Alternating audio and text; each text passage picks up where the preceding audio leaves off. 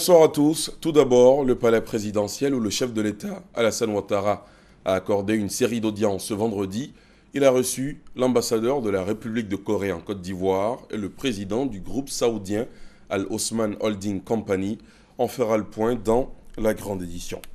La plus grande voie de la commune de Yopougon au nord d'Abidjan s'appelle désormais boulevard Alassane Ouattara.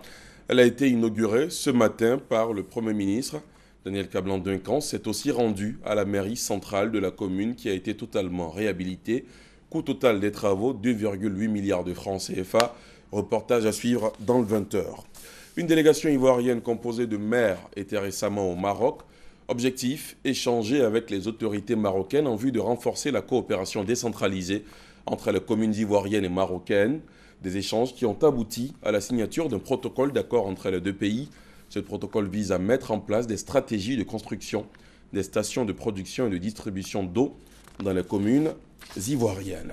Décédé le 14 octobre dernier à l'âge de 82 ans, les cérémonies d'obsèques de l'ancien président du Bénin, Mathieu Kérékou, ont débuté le 9 décembre dernier et prendront fin demain.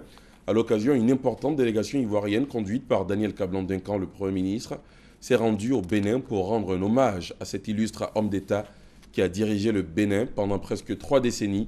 Mathieu Kérékou sera inhumé dans sa ville natale à Natitingou, au nord du Bénin, demain, samedi. Obama, Kerry, Xi, Ban Ki-moon, des dirigeants mondiaux se sont mobilisés aujourd'hui pour arracher un accord contre le réchauffement de la planète qui échappait encore aux négociateurs de 195 pays malgré l'urgence climatique. Comme les précédentes conférences internationales sur le climat, celle de Paris joue les prolongations. La clôture de cette COP21, initialement prévue pour ce soir, a été reportée à demain, après une nuit de vives discussions qui ont fait ressurgir les crispations nord-sud, en particulier sur les financements. Les deux frères ennemis, Corée du Nord et Corée du Sud, se donnent à nouveau la main. Objectif de ce rapprochement, faciliter le voisinage, à condition bien sûr d'éviter le sujet qui fâche, la démilitarisation nucléaire.